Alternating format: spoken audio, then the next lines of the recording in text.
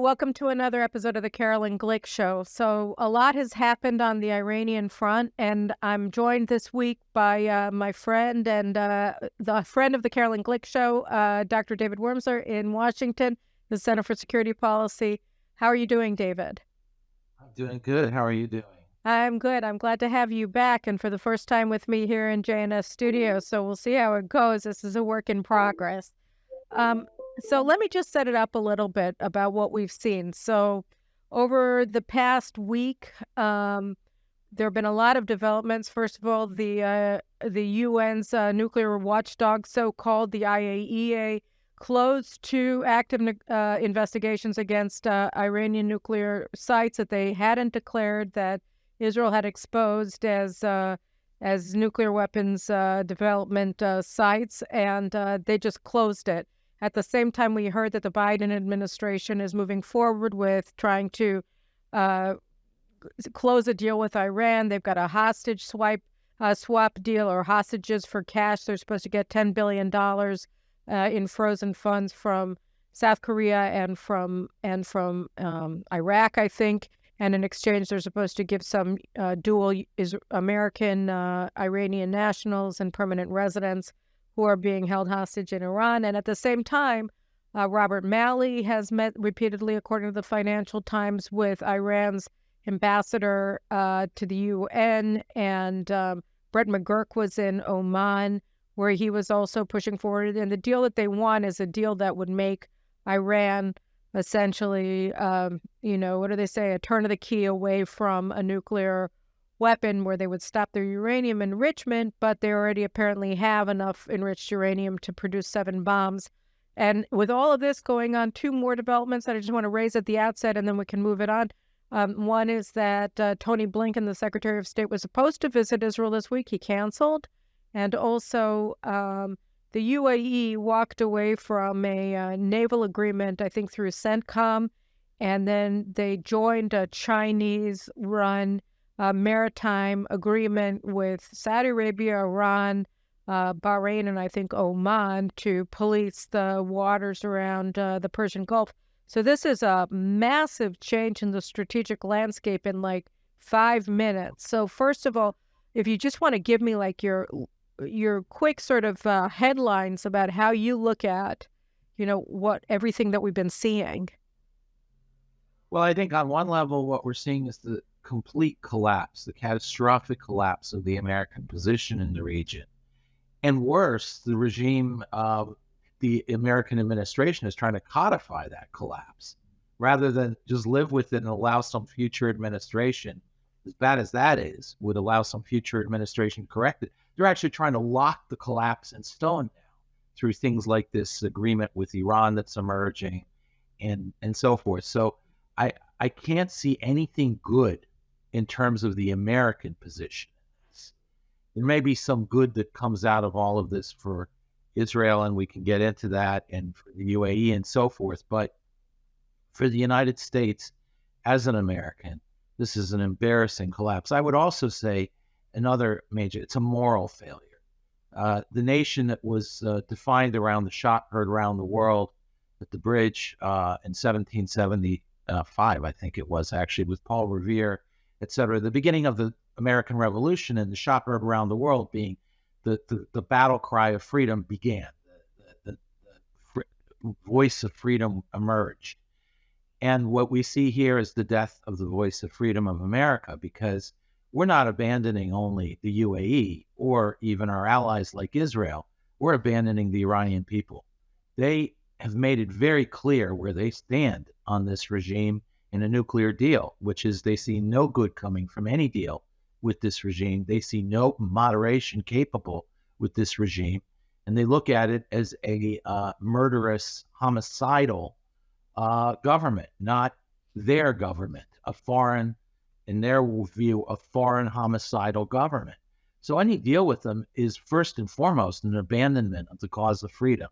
So this is not only a strategic collapse, but a complete moral collapse of the United States. I think I want to get into what the implications of this collapse are for Israel, but I think that we should spend a little bit of time talking about what the implications of the collapse are for the United States, because I mean, they're losing their primacy in the Middle East to China very openly.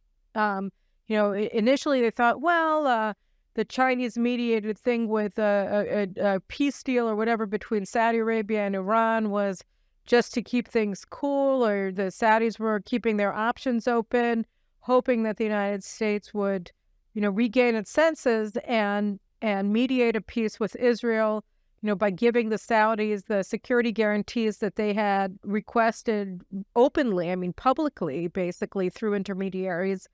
But now it looks like, especially with this naval deal, the United States has all of these naval bases, in Bahrain, and they have the air base in Qatar, and yet China is just bypassing them with this, isn't it? How do you look at this? Absolutely. China is anchoring itself in the region in a more permanent basis with these relationships. Moreover, if you look at the Middle East in terms of traditional politics of the region, nations like tribes, sects, and so forth are always looking for the protector that can deliver them the security for their tribe, their people, that's necessary. And what we're seeing here is an open admission by almost everybody in the region that the United States is no longer a reliable partner in any shape or form. It's actually potentially fatal. So they're turning to who they see as the power and who can protect them. And the Chinese are playing this role very effectively because they have their relations, good relations with Iran and the revolutionary homicidal regime there. They have great relations. They don't care about the morality of it.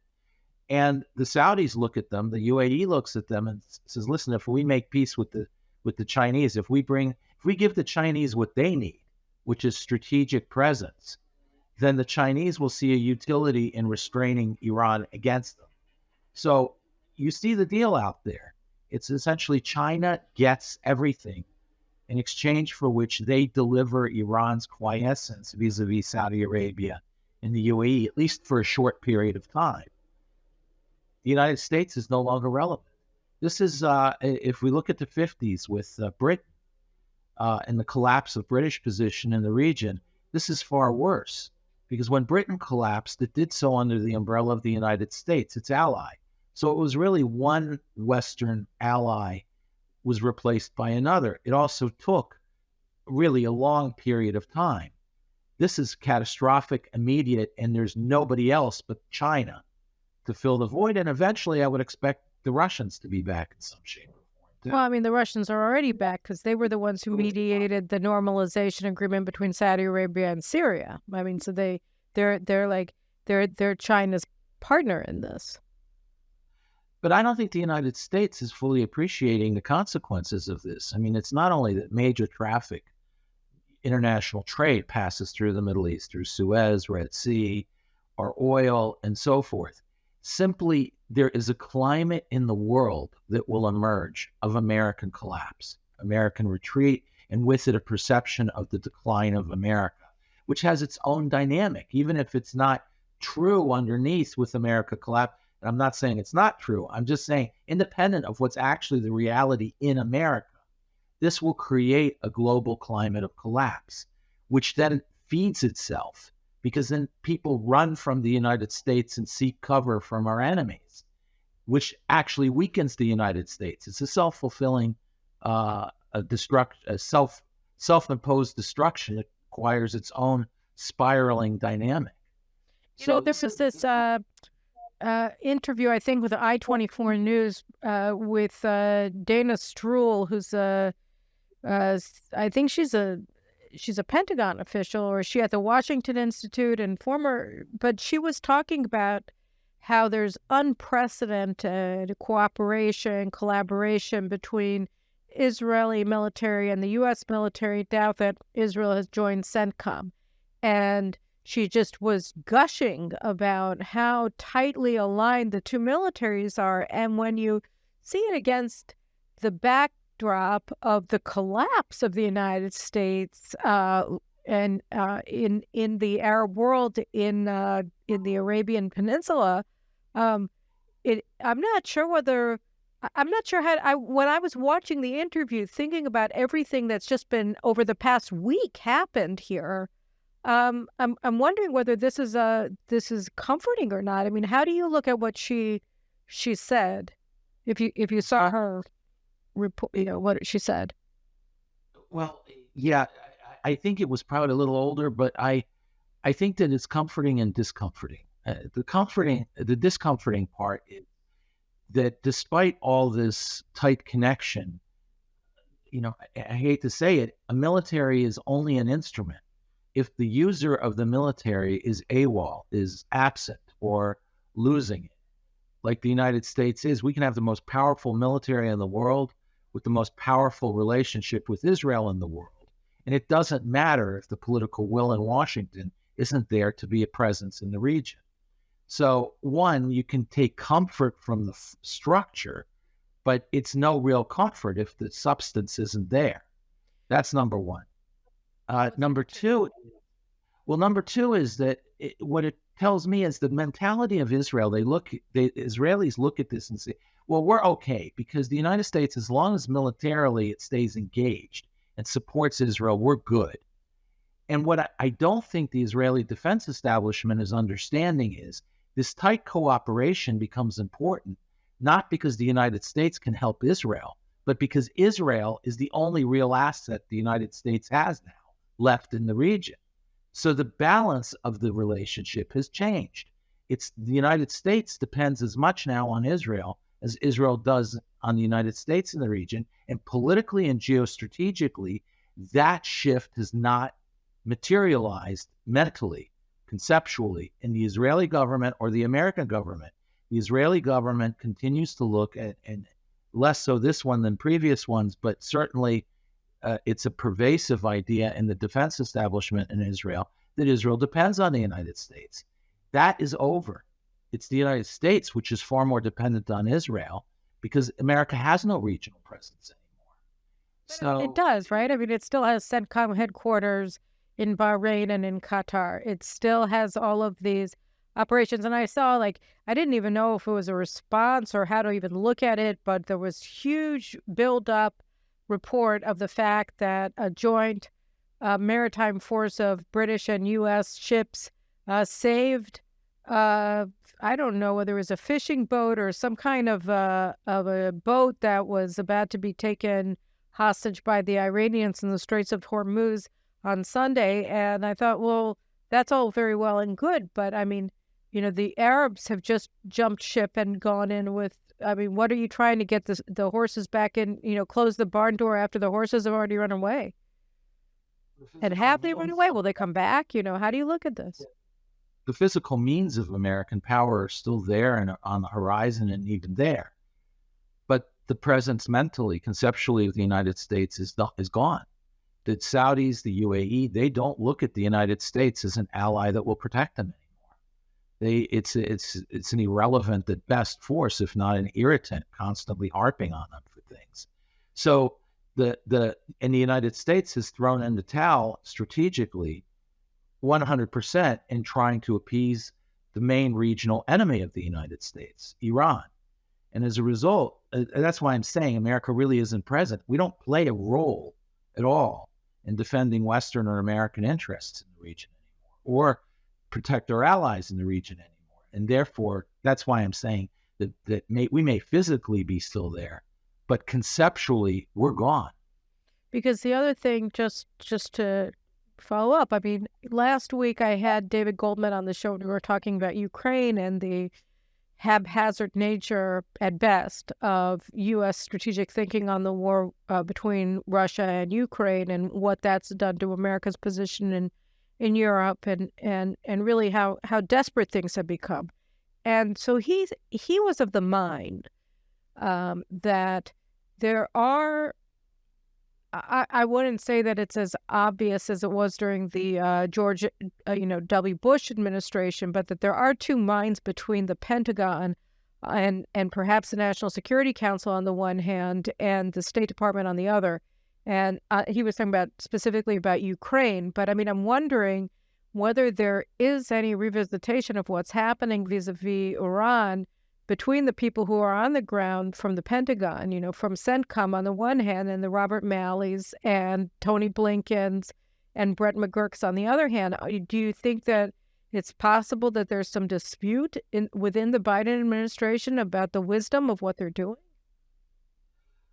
I think that there's always going to be fissures, and I think there's still a lot of reasonable-minded people left in the Pentagon.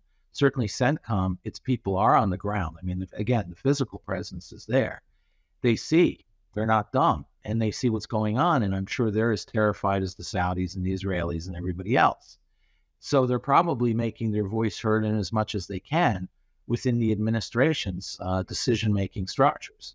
The only problem is this administration has consistently shown itself to be run by progressives, which means Blinken, there really isn't a Pentagon voice inside the security structures of the White House, whether it's the senior advisor for defense affairs or so forth in the NSC.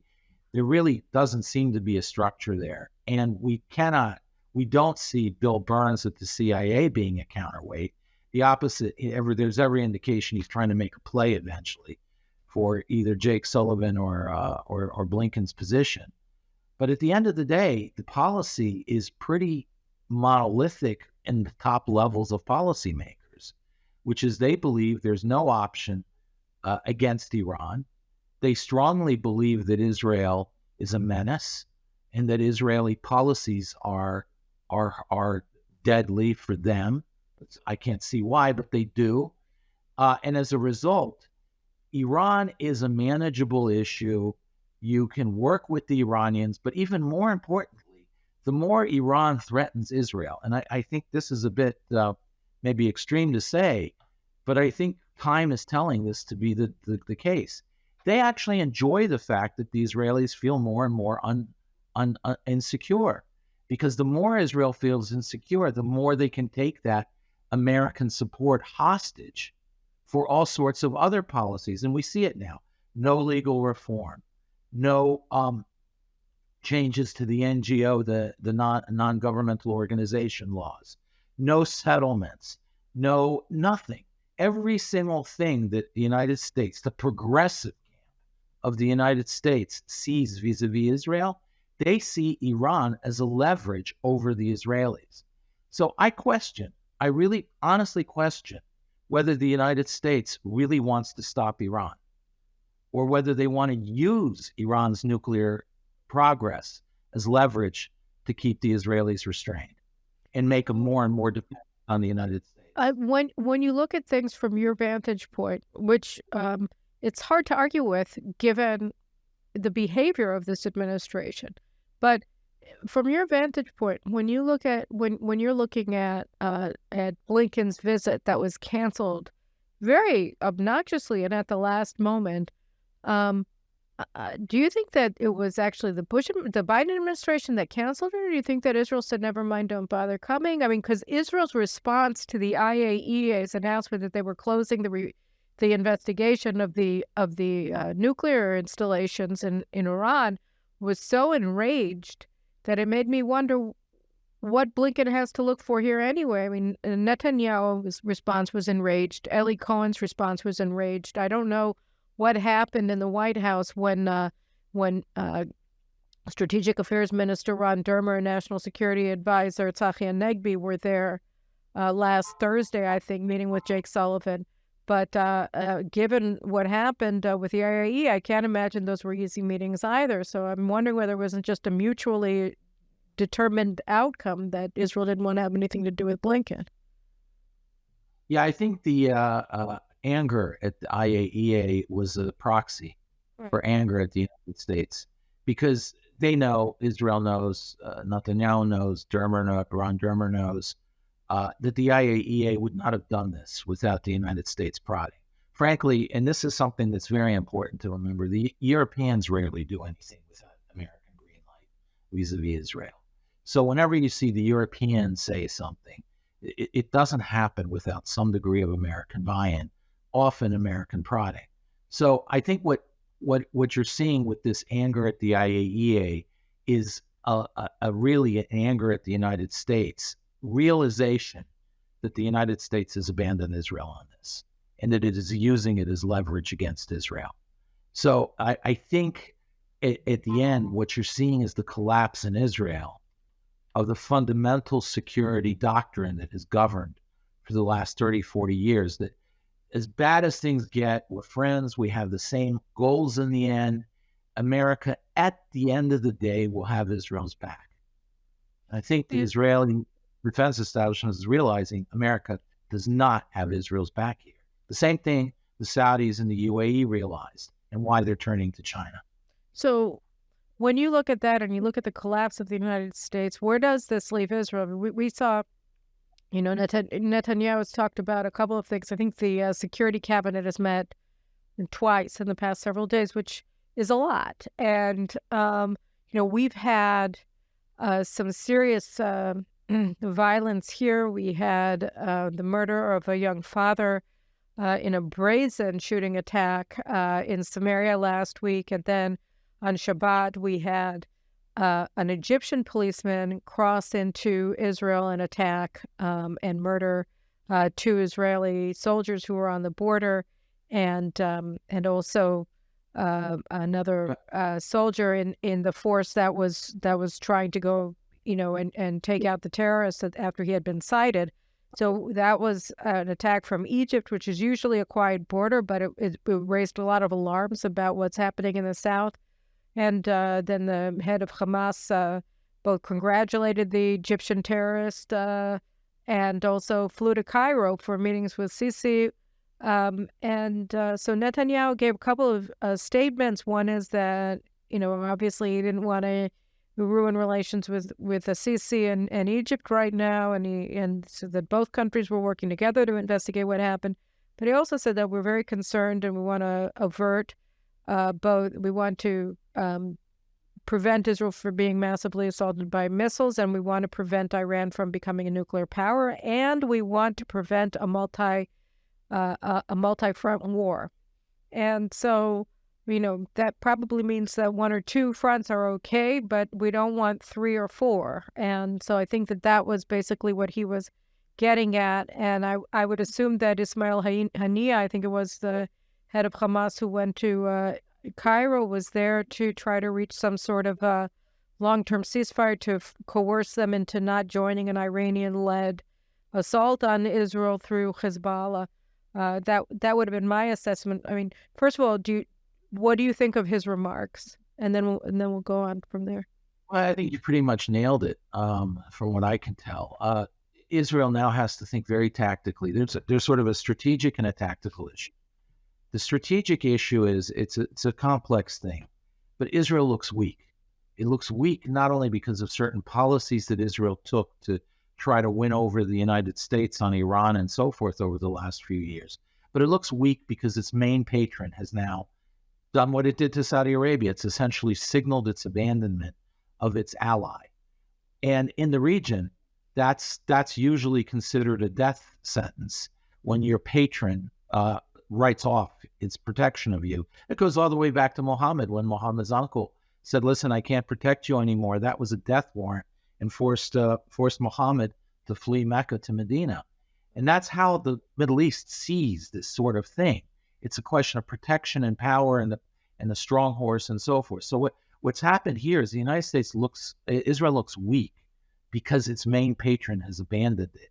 So it's doubly important for Israel to remember the essence of its Zionist raison d'etre, which is the re-wedding or the wedding of Jews and their destiny and their power, so that we have sovereignty over ourselves, and sovereignty as a sovereign entity, we have the power to defend ourselves. So that now comes back into play in a big way, is to remind the world that is the real essence of Israel, number one. And number two, to act in a way that shows Israel is not weak now and not scared. But then tactically, that means that you have to prioritize, measure fronts, try to shut down as many problems as you can while you deal with the big ones.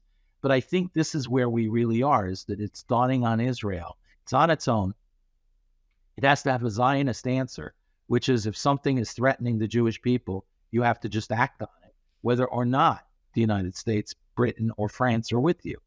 And I just ran my I just did my news analysis, and I was basically just talking about the left's incredible violence that we're seeing now, the attacks against Simcha Rothman in New York and other Israelis who are in New York for the Celebrate Israel parade there, and other things, and here in Israel as well, and the Biden administration's vocal and open support for those. I think, that strikes a blow at the government's ability to really call up the Zionist ethos of the state when you have a lot of the most powerful elite institutions and leaders and voices in Israel demonizing the government, demonizing Zionism, because they demonize the right of the Jewish people really to determine our own destiny here, and they're openly, they're courting the support of and enjoying the support of both. At the same time, the Biden administration, in their insurrection against the democratically elected government of Israel and of the majority of the Israeli people who voted for it. So, I think, it's not just that the Americans have abandoned Israel. That would be bad enough, but they're trying to block Israel's capacity to defend itself by itself in the absence of an American alliance. How do you view it's hostile. It's hostile. It's hostile. The United States position is hostile. And I think, again, it shows this administration is run by progressives, not liberal American Jews, not liberal American non-Jews, not liberals. It's run by progressives. Progressives have, as part of their iconography, they have a hatred of Israel. Israel is everything evil in their mind. There is no reconciling with that. And as long as you have people like Samantha Powers and so forth involved with this administration, this is exactly what you're going to get, no matter what Israel does. You saw the hostility to Israel emerging already in the previous Bennett government. There were things going on where the Israelis were beginning to, this whole thing with this journalist, this Palestinian journalist, Abu Aklan, this all took off under the previous administration. And again, it was just, we have a leverage point to bash Israel over, to bring Israel to heel. They're constantly looking for Israeli structures to bash Israel through. And what they see now with the reform protests is they see a group of people who have lost their way. Quite frankly, I separate between those who were nervous about reforms and so forth, and the Ehud Barak, and frankly, Lapid is playing too much in this camp too, a left which frankly has lost. It's acting like the old Galut Jew that we said we were going to abandon with the creation of Israel. Namely, a Jew exists only with the indulgence of the court. So what matters what the view is in Foggy Bottom, the State Department, or the Elysee, or wherever in Western capitals, matters. They're leveraging it internally against fellow Israelis, and the West is leveraging them against Israel. So you've got a situation back to before Israel was created, where you had competing factions of Jews trying to win favor from the court, because that's the real power, used against other Jews in their internal disputes. That's the Galut mentality. That is a destructive mentality. It goes all the way back to Roman times. Most Israelis at this point, have been convinced that the United States doesn't have Israel's back. Most Israelis support the United States, love the United States, but they no longer trust the United States. They don't trust the Biden administration, just as they didn't trust the Obama administration before it. And I think that the basic foundation of the Israeli ethos is that when we're faced with existential threats like the one that we faced from Iran and to a degree increasingly from Hezbollah in Lebanon with its 150,000 missiles pointing at us, the assessment is that we expect our government to take care of it, not that we expect the government to take care of it with the United States. The problem is that there's a real fear in Israel that Israel's not capable of doing it without the United States. My sense, without knowing precise capabilities is that if you start moving forward, then people will join you, and that the Saudis are just as threatened in their own mind, their own perception of their threat environment. They feel equally threatened by Iran, and so does the UAE, and certainly Bahrain does. So that if Israel starts acting in its own defense, then we will probably see a lot of allies working with us after we begin. But I think it's a very frightening time right now in Israel because of everything that's happening. And I think you just pointed to, I think, the key dynamic, which is the Saudis, the UAE, and frankly others over the horizon we don't even see, are looking at Israel. And they're all threatened. They're all scared. They know China is maybe a path for survival momentarily, but they know China is not in the region and the sort of power that is necessary to ultimately stop Iran if Iran decides to move on them. All these actors need help.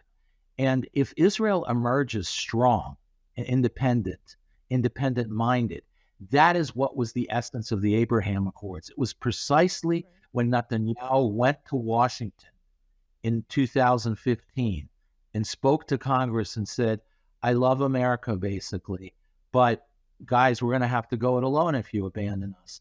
That is what convinced to see Israel actually say, we can survive without the United States, and we will have to act without it if we do, and stand against President Obama. That is what convinced the UAE and the Saudis that Israel was the strong horse around which to organize. And that was the foundation of the Abraham Accords. Now, in the last year and a half, 2 years, Israel's done a whole bunch of things to question that confidence that the UAE and the Saudis had by acting in a way as a vassal of the United States. Oh, we need you so much, so we'll give you this, we'll give you that, we'll give you this. And it looked weak. And now with the American, this is the real test. So I think if Israel acts, it will find lots of fellow travelers suddenly joined in. But more than that, the irony of the American relationship is you actually strengthen the relations with the United States, because the United States has traditionally valued that rambunctious, fierce independence of Israelis. That is what struck the American chord, the emotional and cultural chord of America through the 50s, 60s, and ultimately culminated in the strong relations of the 70s, was this idea that Israel was acting the way we wished we would act, that Israel incorporated all those values of individualism and independence as a nation that we ourselves felt we were abandoning in the 70s. So the foundations of the American relationship to Israel really are this projection of American values onto Israel. And if Israel acts independently, it actually attracts the imagination of Americans. Yeah, and the United States may end up getting saved by Israeli courage.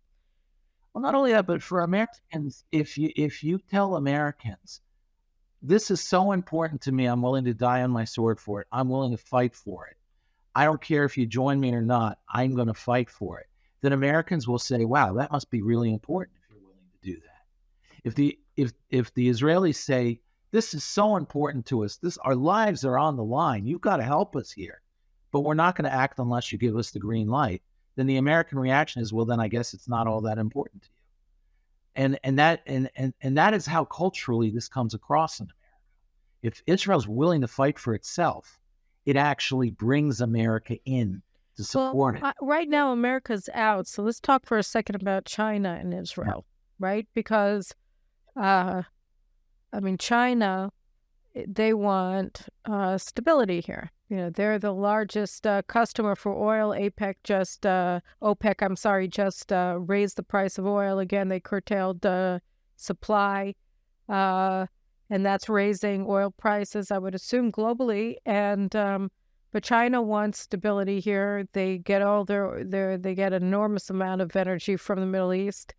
And here, Israel, if Israel has to go and take out infrastructures in Iran to block their path to nuclear arsenal, then we could find ourselves in an awkward situation vis-a-vis the Chinese, with the Americans siding with Iran against us. So, I mean, talk about isolation, right? Difficult. Yeah, it's a difficult thing. I would try to leverage that threat with China now, namely warn the Chinese that stability is not only a preference, but for their interests in the region, it's a necessity.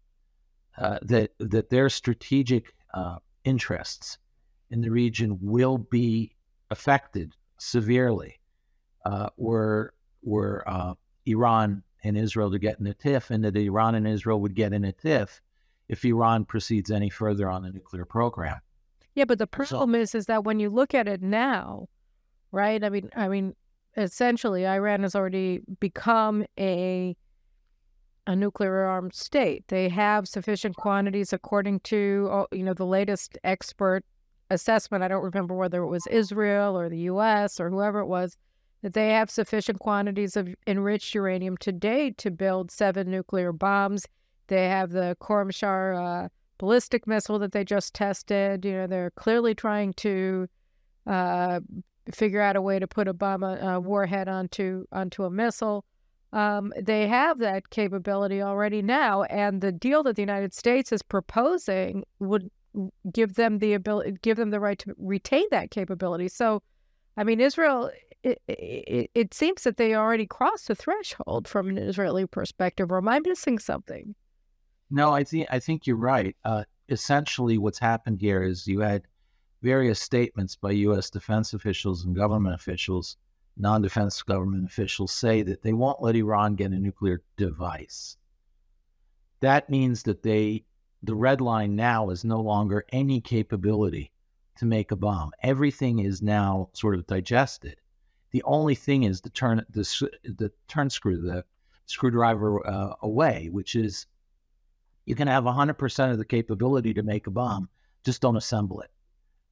And that's essentially where verbally, publicly, the U.S. position is. Of course, that's impossible for Israel, because then in 2 minutes, Iran can get, breakout time is reduced to -1 minute. There's really the JCPOA is horrible. But that is like the absolute minimum that we would go back to, which is the elimination of the current stockpile of uranium and capping out at 3 and close to 4% enrichment, and dismantling of certain. Well, that's the thing about the JCPOA. It doesn't really dismantle any of the centrifuges, which is what really has happened here, which is Iran spent the last 5-6 years building centrifuges, just not installing them, which allowed it to become a breakout capacity. And this demonstrates the inherent flaw of the JCPOA. Frankly, I see only 2 solutions here. One is the physical elimination of Iran's nuclear program, and 2 is to work with the Iranian people to free themselves from this regime. I don't see any other paths anymore to stopping this threat from emerging. I do not believe there's a diplomatic solution. And I would warn the Chinese. I would basically tell them, listen, this is what's going to happen. You don't have, and maybe that's some of the public statements from the Israeli government is trying to warn the world that this is where we are now. And you better start preserving your interests, and don't be surprised when we act. So don't act furious or whatever, because we're warning you this is what's going to happen. This is a consequence of a complete irresponsible behavior by the United States over the last 2 years, and frankly, under the Obama administration. They essentially allowed Iran to get to this point. And the consequences for Israel, for the region, are so grave, and Israel has to act, basically. I don't see any other way out. Act both in terms of doing what it can to help the Iranians get rid of this regime, because that's the only real solution, and 2, delay it as much as possible by escalating the war against the program right now, physical war against the program, either through subversion or whatever Israel has in mind. I think that you're right. I mean, I think that at the end of the day, we've been talking about this, of course, you and I, for years, right? I mean, that there have really always only been 2 possibilities. And the concept, even of the harsh sanctions that Donald Trump placed on Iran. They were a good prelude to regime overthrow, but they weren't in and of themselves going to block Iran's path to a bomb, and they didn't, as we saw, because the minute that Biden was elected, they upped the ante with the enrichment, and because they knew that they had nothing to fear from the United States any longer. So, the Trump administration's program was both of limited success and it couldn't withstand the reversal of American policy on Iran. I mean, the amelioratory effect that you got from the maximum pressure strategy ended the minute that Biden won in November of 2020, even before he was inaugurated. So there have only always been those two options on the table, and I think you're right. I mean, I think that an Israeli sabotage campaign against Iran's nuclear infrastructure, at the same time that you have active, support for strikers and for striking workers in Iran and for women in Iran and so on and so forth, that can have a massively destabilizing effect. Although, of course, the United States is doing everything it can to stabilize the regime with the billions of dollars that it's unfreezing in Iranian assets now.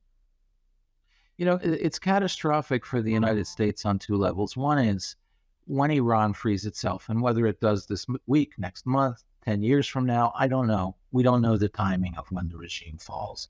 One day it will. And when it does, the Iranian people will remember who was on their side. And the United States was not. Simply put, it was not.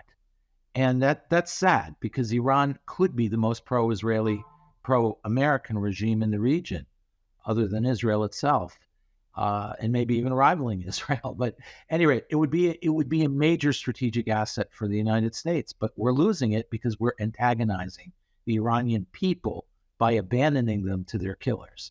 That's number one. Number two, we talk about proliferation and so forth. This is an old issue. The Non-Proliferation Treaty will not survive if Iran gets a bomb. Simply put, Iran used the IAEA, used the Non-Proliferation Treaty to gain access to uranium, to nuclear technology, and nuclear assistance and trade that was essential to its program. It would never have reached this point had it not been a member of the Non-Proliferation Treaty, not been a member of the club that had access to all these things. So this is not the Non-Proliferation Treaty. Here, in this case with Iran, became the Proliferation Treaty. It became the mechanism through which we saw it with North Korea. They did it. Now Iran did it. They're reaching nuclear capacity through using the NPT structure to their advantage. This is the end of the Non-Proliferation Treaty if the United States allows this to happen. To me, this is the left's, I think where the left doesn't get it, is they believe in international institutions a lot. They believe in the IAEA and Non-Proliferation Treaty and in the UN and in these sorts of structures. They collapse. If they do allow, if the Non-Proliferation Treaty doesn't only not do anything, but facilitates the creation of a nuclear bomb in Iran, that's the end of the nuclear proliferation, non-proliferation. I had already assumed that it had died with the JCPOA, but I think you make a very powerful point. And we have to wrap up here, but let me just ask you, as sort of a last question, or I guess it's a two-part question. What is, there's a claim this is all a neoconservative plot, to continue their freedom agenda that got us all bollocksed up in Iraq and in Afghanistan, and we've paid trillions of dollars. We've thrown it all down the toilet, for these ill-conceived democracy ideas. And here you are going off again, saying that you need democracy in Iran. That's on the one hand. And on the other hand, what's the other side, right? I mean, so Americans can say, we've had it. We don't care. Let the Israelis deal with this. We're done. We can cut a deal with whoever we need to cut a deal with. We want to get out of here, period. And how do you respond to them? What are the national security implications? Forget America's allies. They're willing to betray everybody, but I guess. But forget the whole question of American allies. How does this impact America's national security? Well, Iran won't stop. I mean, the Iran has already said, in 2006, just before the Lebanon war, Larijani, their great moderate, we saw in the Iranian regime, went to London. And his message was quite clear. Convert to Islam now, because your terms will be much better than if you wait until after we can conquer you. The nuclear program in Iran, this idea that Iran is a regional problem, listen to their rhetoric. They have the same global threat that communism had, this idea that eventually they will triumph globally. So when they build bombs that have the capability of being put on missiles that can reach London, London should pay attention. They're going to be under nuclear threat. It isn't Israel only that will be threatened, saying if you act against Hezbollah, we nuke you. It's going to be London. It's going to be Paris. If you act, we will nuke you. If you abandon Israel, if you don't abandon Israel, if you pursue your interests, if you help Saudi Arabia, whatever, we will nuke you. You are going to see nuclear blackmail against Europe and against the United States eventually. And with where the North Koreans are going with their missile program, you can bet that Iran will eventually have the capability of hitting the United States itself. This is like Israel's wall in Gaza. The idea you can build a wall, withdraw, and say, done, we don't like you, we hate you, goodbye. And they just come after you. They build a ladder.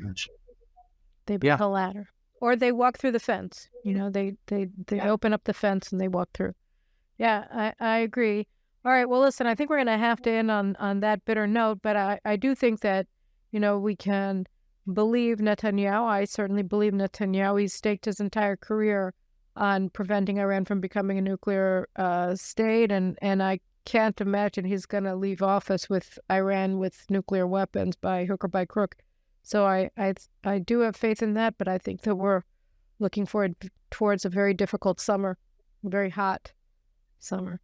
All right. Well, listen, I thank you very much for joining me. I know you got to do another show soon. So thank you for joining us again today on the Caroline Glick Show. We'll have you back soon, David. Thank you. And remember, guys, subscribe to our program, to our stations, to the Caroline Glick Show on YouTube, to jns.org to watch everything. And we'll see you back here next week. Thanks a lot.